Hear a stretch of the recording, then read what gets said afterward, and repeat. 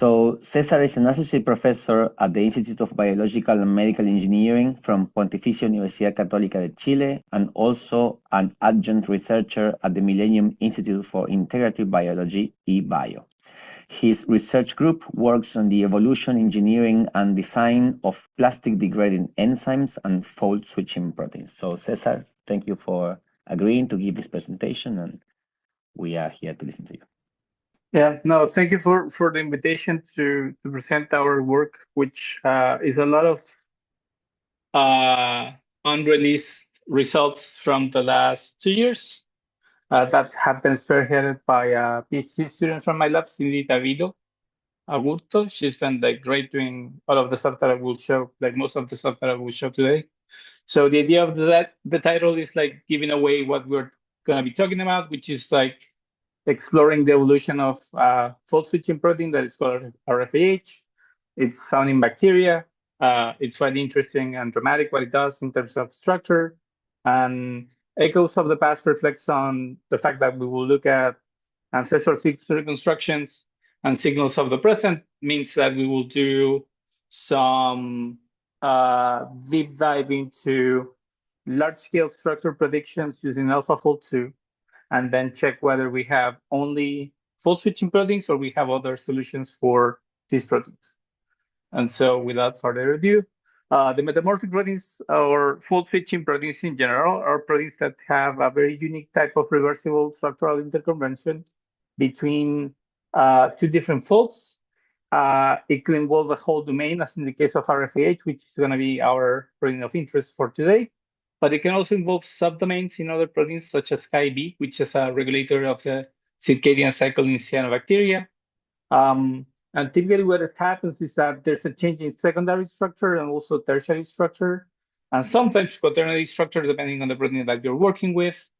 So you see things like, for example, in KIB, that you have half of the domain. This is 108 residue monomer in one state and a tetramer in another state. And of those residues, about almost half of the protein goes from having, in one condition, which is the tetramer, having 2 helices and 1 strand, to another thioredoxin-like fold in which 2 of the helices switch into beta strands and the beta strands switch into a helix. And the rearrangement of that secondary structure also impacts how the topology of the protein folds upon.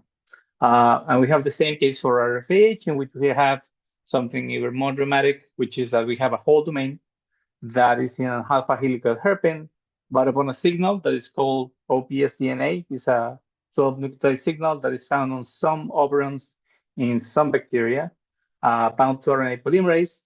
It triggers the transformation of the whole domain, so the 2 helices transform into 5 beta strands that make a beta barrel. And some bioinformatic analysis based on analysis of cooperativity in different domains and see how independent they are in terms of folding has assessed or ascertained that 4% of the proteins in the protein data bank are potentially metamorphic or fold switching proteins. So RFH in the context of the cell works like this. So it recognizes in the auto-inhibited state, it's not able to allow for transcription to happen, but it recognizes a signal that is called OPS, as I mentioned before, which is a DNA signal on the non-template strand of the transcription elongation complexes. So here we have RNA polymerase in gray, and we have the non-template strand in red, the template strand in blue, and we have the OPS signal exposed on the surface that recruits RFH in the auto-inhibited state. And after recruitment, the protein fold switches into the active state, in which now we have the conformation from an alpha helix into a beta barrel. And then after allowing for that, the beta barrel is not free, but actually binds to other accessory domains or accessory machineries. And in this case, in the case of RFAH, what it does is that it binds to the ribosome. So whatever nascent mRNA you have from transcription actually goes straight into the ribosome to allow for a very efficient coupling between transcription and translation. And once this is done, then the protein is released, it goes back into the auto-inhibited state, and you have a reversible cycle that goes over and over. And so we have done a lot of work in understanding the fold switch by doing molecular dynamics combined with some experiments. So the type of molecular dynamics that we have done is that we measure the distances between different residues in the three-dimensional structure of protein, and we say that a given cutoff decides which distances to treat as attractive contacts through an attractive potential, such as a Lennard-Jones or a Gaussian potential. And then this will have an energy minima for each contact that is situated at the distance, the native distance in the crystal structure, or your model, if you have a model for your protein. And then you run simulations, and you have like beautiful simulations like this, where you see the protein folding and unfolding many, many times. So you have this coordinate that is called Q, that indicates whether your protein is folded when it's very high, this value, or very low when your protein is unfolded. If you want to do the same but for fold switching proteins, you have to combine two different contact maps. And this is very straightforward. You can merge them because the contacts are mutually exclusive, so they exist just for one condition and not for the other. It's very rare that you have two residue pairs, let's say number 1 and 10, that have a contact in both conditions at different distances. That's very rare. Typically, what we have is that one condition has some set of contacts between residue pairs are different from the contacts between residue pairs in the other state. And so it's very straightforward to combine them and make these dual basic models of simulations that you can use for having to ascertain the refolding of RFH from the alpha helical state into the beta barrel, which shows that the ends of the helices melt before the protein, the domain dissociates and makes the beta barrel. And you can see that it goes through some intermediates. And in the case of doing this with the whole transcription and elongation complex, you can do the same thing. And you say the same phenomenon, which is that the ends of the helices are like free. They melt before the domain dissociation happens. And after domain dissociation, then the beta barrel forms. And so we have an order of all of these elements, but like in summary, what we have is that we have two potential pathways for transitioning from the alpha helical folding to the beta barrel through an intermediate that is bound to the N-terminal domain, or through an intermediate that is not bound, that is more like the beta state, and the other intermediate is more like the alpha state. So we know a lot about that. We know also that we've used AlphaFold for doing predictions of RfaH and many RfaH homologs. What we have as a result is that we only capture one state. We will see that this is actually a good thing, not a bad thing. So we capture the auto-inhibited state of RFH for E. coli and also for Vibrio cholerae, which is also an ortholog of RFH from another bacteria, unless you do something with your input sequence. And a typical example is that if you put the full-length RFAH sequence, then you get the full, the protein in the auto-inhibited state. But if you chip the protein into two pieces and you just take the sequence of the C-terminal domain, which is the one that is folded in the alpha helical hairpin in the full-length protein, you just take that, only that domain, and then you try to predict that, what you get is a beta barrel. And so we can take advantage of this. So we have done two different things. One of them is that we have run these simplified structure-based models for looking at folding and calculate which contacts in the interdomain region are actually establishing most of the, or have the highest probability of contact in the intermediate state for folding. And we have seen that some of them, which are indicated in black, actually have a contact probability that is higher than 40% in our simulations. We selected those residues that have these very high contact probabilities for the intermediate state between being associated and dissociated between domains. And we did an alanine scanning with AlphaFold 2. And in this case, what we saw was that kind of interesting. The predictions are not fully into the beta fold, but they have this mixed beta, alpha beta structure that is indicative. We ran many predictions with many seeds and many rounds and many recycles. And regardless of what we did, there were a few residues that always gave the same answer, that in the majority of the predictions, they gave us the answer that they actually had this change in the structure. And so we decided that we will test those mutants in experiments. So the experiments are quite simple. They are done in vivo, and we have used the fact of having the RfaH binds to RNA polymerase, but also the ribosome to tether these two different machineries to allow for translation. And we use a luciferase assay to screen for these activities. So if your protein requires to do luminescence by RfaH, you need one plasmid for the luminescence reporter. You need another one with the RfaH strain or variant that you want to test. And you need a strain of E. coli that actually has a genomic deletion of RFH so that there's no interference from a native protein. Once you have that, you can do the experiments. So in this case, in these experiments, we can see that when you have the OPS signal and we don't have a ribosome binding site, which means that everything's going to be depending on RFH being or tethering the ribosome and the RNAP together. We see that in this case, the mutants that were selected from our screening with AlphaFold 2 and with our screening from the simulations such as I129A and L142A, which are located in the C-terminal domain, have a lot of activity, which means that they not necessarily require the RBS for the activity of the protein as a transcription factor and as a translation factor. And if we compare that with the activity of a known mutant that is constitutively active, which is this NTD mutant E48A, we see that the activity of these other mutants is actually higher than that. And then when we do the experiments, but making a mutation on the OPS signal such that it cannot allow for RFEH to be recruited and transform into the active state, we see that they are still active, meaning that they are now always, or a large portion of these proteins is in the active state rather than being in the auto-inhibited state, and therefore suggesting that the combination of simulations with AlphaFold 2 predictions is actually useful for predicting which mutants we can do in experiments to test for the activity of these proteins. Okay, but we know a lot about fold switching, but we don't know a lot about evolution of RFH. And this is in stark contrast with what has been done with another protein that is a fold switching protein that is called XCL1. It used to be called lymphotactin. It has two different folds.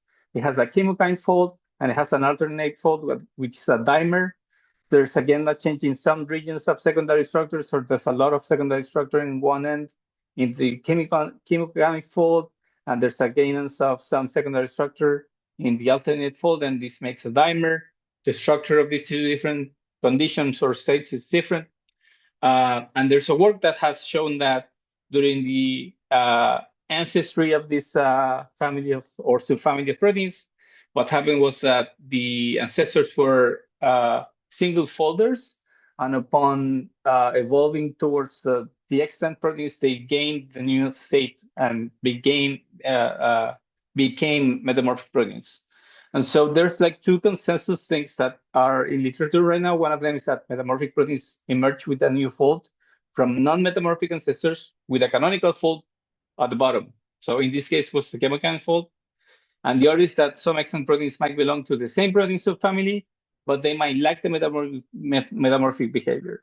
And so we tried to examine both of these things by doing some analysis. So the idea was we will take 3 databases of sequences, predict all of the structures of all of these RfaH orthologs through AlphaFold 2, then decide their structures through classification of the structures using stripes, so secondary structure patterns, and then test them experimentally and see what happens. So we did this first, and we checked that in the different databases that we use, CollabFold, Interpro, and a genomic cluster that is known because the RfaH orthologs come from genomes that we know the whole context of RFH and the operons that they control, that most of the proteins are predicted in the metamorphic state or the alpha helical auto-inhibited state, and very few are predicted in the monomorphic or the active state, but there are some homologs that are predicted in the active state. We measured the distances between a very important salt bridge between the two domains that is important for the stability of the metamorphic state. And we saw that in the case of the proteins that are monomorphic, this switches into being very long, meaning that this is actually encoding for proteins that do not have any longer the autoinhibited state, but they constitute potential monomorphic constitutively active extant RfaH. We did some more analysis about sequence identity. We saw that the sequence identity of the proteins that are in this new monomorphic fold in the active state have lower sequence identity compared to the ones that are metamorphic. And that regardless of that, the confidence metrics from AlphaFold 2 in terms of prediction are quite similar to the ones for the proteins in the metamorphic state, meaning that we don't have problems with that. And then we did experiments, and I will show you this is a lot of experiments, but I will just guide you into this one, which is a condition in which, again, we mutate the OPS signal such that there is no recruitment, meaning that if we have activity, that will indicate that these proteins are constitutively active. And we see that for the monomorphic proteins, we have activity. Whereas for the metamorphic proteins are for proteins that have a mix of a beta content on the C-terminal domain, we have no activity compared to E. coli or the empty plasmid, indicating that these proteins indeed are apparently in a monomorphic state, always active. And if we compare their activity against, again, this mutant from E. coli, that is a mutant that we know that it's in equilibrium between the autoinhibited and active state, their activity is quite similar. We can do that with the OPS mutation, with a single mutation that ruins or abolishes the recruitment and transformation of RfaH, or we can do it with a scrambled sequence, and the results are pretty much the same. So we have now a collection of what we believe are monomorphic RFH proteins that haven't evolved into gaining the alpha helical structure. They are actually just beta folded. And if we run a phylogenetic analysis of these sequences, so we took the genomic cluster, we run a phylogenetic analysis, and we try to map whether that phylogenetic analysis also clustered together with the proteins that were predicted in the monomorphic state, and also if the operons that they control, since they come from known proteins from genomes, whether the operons that they control are nearby or if they are away. The reason for that being that the existence of the autoinhibited state of RFAH is for regulating genes in trans, such that it doesn't compete with the binding to NASG, which is another parallel that is essential for the activity and processivity of almost all genes in bacteria. And so autoinhibited state means that I don't compete with NASG, and I can only operate when I found my signal, my DNA signal, and I operate in trans. If we have proteins that are nearby their sites of regulation of an operon, that means that they operate in cis. And so in this case, we see that for the proteins that were monomorphic, they are actually clustered together in a single clade. And that if we take a look into their genomes, such as in this case, we see that the RFAH is right before the operon that they control.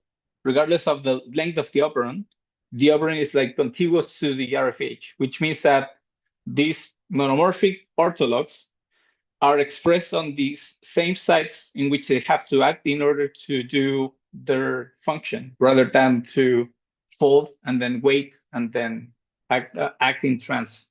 So these RFAH, putative RFAH orthologs that we have discovered are monomorphic, active without requiring an OPS signal, no DNA signal required, and they act in cis in genomes.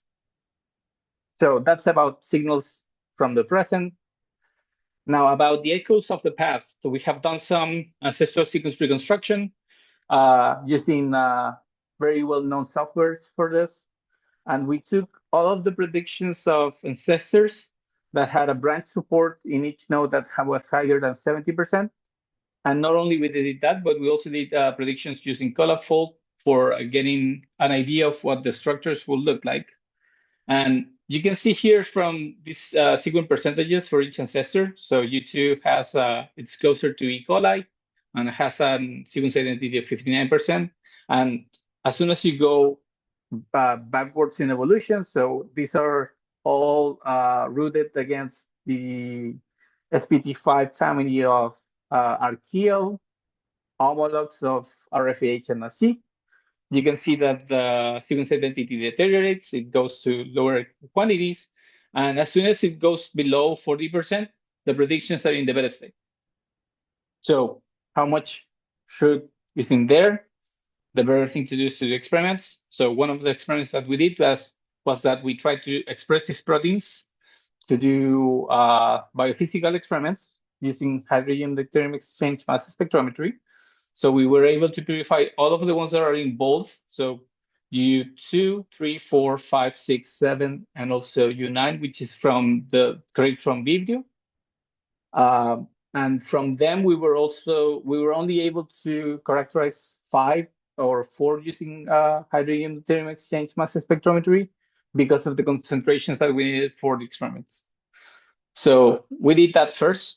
And what we did was that we took NSG and RFH from E. coli as controls to check for whether, if we look at the solvent accessibility of each residue, so the surface of the solvent accessibility of each residue, and we compare that with the deuterium exchange, with the deuterium uptake of each protein, if the correlations are positive or not, indicating that the faults and their solvent accessibility in the three-dimensional structure that is either predicted or crystallographic coincides with what we see in solution. So for NASG and for RFH, we see very good correlations in terms of the explanation of solvent accessibility and the deuterium uptakes in the experiments.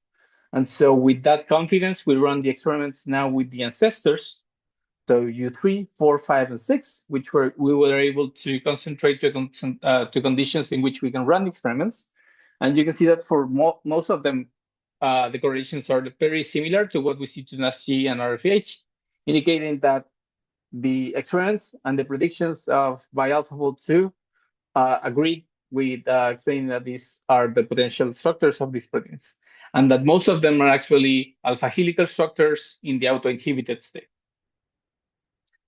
The second thing that we did is that we did transcription assays. And in these transcription assays, what we do is that we take this template that we will try to get that RNA using an in vitro transcription assay, so incubating with RNA polymerase, triggering the transcription by adding an essential nucleotide. So we have RFAH, our ancestors, and we have RNA polymerase, we have nucleotides, and we have our template DNA. And then we just add what is needed to, what's the nucleotide that is needed to actually trigger this. And that's going to be radio labeled so that we can then screen with this like very old school DNA RNA gels. We can screen at the single nucleotide level different things. So we can see where does RFH pauses, which is on the OPS element. So there's a pausing. We can check for the ability of RFH to go beyond this hairpin that stops activity of the protein and how much RNA we generate in total. And briefly, without going into much details, these are the results of the experiment. So everything that's close to the number 1 indicates that it's very similar to RFAH. What we see in general in these experiments is that most of the ancestors resemble the activity of E. coli RFH, but U7. They pause at C45 in the case of U3 and U6, similar to RFH. They escape this hairpin in the case of U4 and U5, similar to RFAH from E. coli. And they have a high runoff processivity also in the case of U4 and U5. So they have some of the activities that we expect from RFAH. What happens in the case of U7? So RFH and NASG are kind of orthogonal. RFH doesn't have broad dependent termination. NASG actually allows for early termination of long operons through Rho. And we see that in the case of U7, U7 behaves like NASG. It actually allows for binding of Rho and early termination of transcription. So we believe that that is an ancestor that is also reconstructing what happens with the history of losing binding to Rho. And finally, we did the experiments again in vivo to check that the activity is there. And you can see from all of these plots that they are all active and they have the activity that we expected. So they behave as RFAH proteins. So in summary, the results that we have support the hypothesis of this type of evolution. We have a gene duplication of an ancient Nazi into the Nazi family, into extant Nazis, and another family that leads to the specialized Nazi factors, in which we have metamorphic RFAH that regulate proteins in trans, or the expression of genes in trans, monomorphic RFAH that regulates the expression of genes that are nearby the site of production of RFAH, and that we also have these mixed RFAH proteins that have alpha beta secondary structure on the CTD that have actually weak to no activity. And with that, just acknowledgements to the funding agencies that actually fund the research that we do in Chile, to Cindy from the Institute, fabulous PhD student that has been working under my supervision, and also with Irina Arsimovich at Ohio State University to do computational and experimental efforts. Pablo Galas Davison from Universidad de Talca that has been working with us on using AlphaFold for these large-scale structure predictions. And Betsy Comibes from UC Santiago, with whom we have been collaborating on the hydrogen deuterium exchange experiments. And that's it from me. Thank you so much for your attention, and looking forward for your questions. Thank you, Cesar. Very nice presentation. I really like all of these ancestral things. So is there any question from the audience for Cesar? Now it's your chance.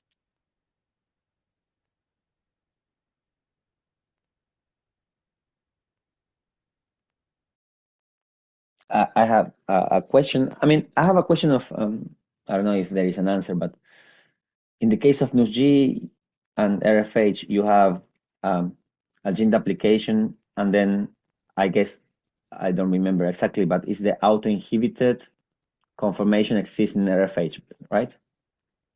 The auto-inhibited conformation is exclusive from RFAH. So now basically you are saving one step in the regulation of RFH to just quickly go and do the work that NUSG is doing, right? I mean, my question is, for all the other metamorphic proteins that are out there, is this sort of the same mechanism, or are there metamorphic proteins that have completely unrelated functions, for example? Because there's no limitation for that, right? But is it always the case that you have related kind of regulatory pathways, or some metamorphic proteins are having completely moonlighting kind of functions? That's a good question. I think if we talk about proteins that do not undergo any type of cleavage or splitting of the proteins into different parts, if there's no like proteolysis of the protein, then we can rest assured that the structures, there's a canonical structure for the family, and there's a new structure that maybe encodes a new biological function, like a moonlighting function, or that the changing structure is just a way of regulating function. But in the case of proteins where you have a split, where you have a cleavage site, which happens, there's like a few cases in which you have like cleavage, and after cleavage, you have a change in structure. That might lead to new biological activities that are not that easy to track if we do ancestral sequence reconstruction. And so I will be interested in looking like having like a deeper look into what happens with those proteins. Yeah. Thank you. Diego, you have your hand. You can just unmute. Yeah, nice talks. Congratulations to both of you. I don't know how to translate atrevido to English. Like I will calling, be There. wait. what is it? Therefore, or anyway, something like this. Yeah, calling a protein that acts in cis, when classical genetics told you that whatever acts in cis is an operator site and not a soluble protein, is a risky statement, and I really like it. But I don't understand why you're saying that it acts in cis, since in your complementation essays, you put the protein in a plasmid, Yeah. right? And you measure the activity of the protein in the plasmid. Are you referring that it acts in cis with respect to that genetic construction, or is it in cis naturally in the genomes? No, we're thinking that it's naturally in their genomes. So what we did was that we took the genomes and we examined the location of RFH and the operands that they typically regulate. And we saw two cases. So we saw that in their genomes, these monomorphic RFH orthologs were either nearby the operand or even within the operand. So they will be like expressed by the operand. When you try the activity, the in vivo activity, you put it in trans, you put it in a plasmid. Yeah, definitely. We put it in trans. We put it with an RNA polymerase that is not the RNA polymerase from the organism, because it's from E. coli that we're using, right? So everything's different. So in that case, you're constrained to only measure whether you have activity or not. The way that the experiments are done is that they are done under conditions that you know that you're going to have leaked expression of the activity that's going to be sufficient to see luminescence. But yeah, everything that you're seeing is in trans. That is true. Yeah. Okay, so eventually you could engineer and put this structural gene wherever you want to change the activity of a particular operon. It can be an enhancer, like an enhancer that acts in trans, in cis trans, or in between. Yeah. In fact, this is something that we've been thinking about how to control by engineering. So if you see like between like these domains, there's a linker. We've been even thinking about like adding another accessory domain that regulates the activity or the transformation or whatever we need to regulate by binding to another molecule site. That it doesn't depend on DNA signals any longer. It depends on like other signals. You can pick it like you can pick light or maltose or something that goes through the membrane, so you can kind of regulate whatever you want in terms of like gene expression by using these proteins, pretty much. Nice. Thank you. Okay. Yeah, thank you. Any further question? I do have one extra question, maybe. So you have, I remember when we were analyzing some years ago NUS-G against RfaH, they have, I mean, their sequence identity is not that high. So it was very difficult to, at that moment, at least for me, to say, okay, which changes are responsible for providing the metamorphic behavior. But now your U proteins have added internal nodes into that tree that takes you a bit closer to see an order of events, right? Even when some of these proteins, you were not able to characterize them experimentally, but at least you have a hypothetical order of mutations from the ancestor common to NUS-G and your U proteins that are non-metamorphic, and then when they start being metamorphic. So have you checked in this order of events, at least hypothetically, where you concentrated those mutations to give rise to metamorphosis? Is it in hydrophobic cores, helical parts, beta sheets? I mean, do you have any idea or any elucubration about it? Like, not really. So we do have the alignment, which I didn't include in the slides. We have looked into the sequence alignment, but the conservation is not very informative, to be honest. Like, there's some motifs that we know that are kind of important. There's like a repetition of two leucines, asparagine and leucine on the C-terminal domain that seems to be critical. That is like in all the ancestors. But the ancestor U7 has some residues that are involved in binding to Rho. That's why we tested that activity, that termination activity, is because we saw that ancestor had some mutations that typically belong to NASIL, not to RfaH. So we see we don't see like a clear pattern. We see some like mixed signals. We see some like mixed combinations of like, this looks like NAS-G, this looks like RfaH.